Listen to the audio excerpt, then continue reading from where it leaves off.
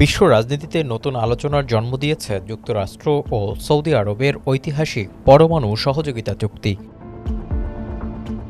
মার্কিন যুক্তরাষ্ট্র জানিয়েছে, সৌদি আরবের সঙ্গে বেসামরিক পরমাণু শক্তি নিয়ে একটি গুরুত্বপূর্ণ চুক্তি স্বাক্ষর হয়েছে।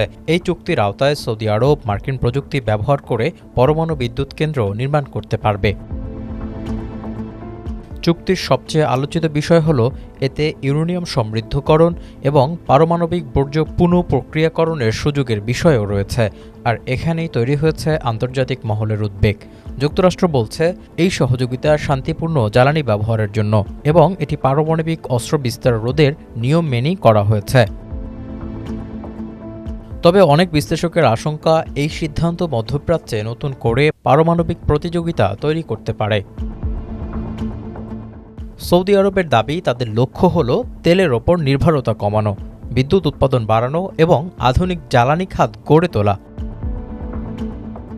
এখন চুক্তিটি মার্কিন কংগ্রেসের অনুমোদনের অপেক্ষায়। আগামী ৯০ দিনের মধ্যে বাধা না এলে এটি কার্যকর হবে। এই চুক্তি কি শুধু জ্বালানি উন্নয়নের পদক্ষেপ, নাকি বদলে দেবে মধ্যপ্রাচ্যের শক্তির ভারসাম্য? নজর থাকবে বিশ্ববাসীর।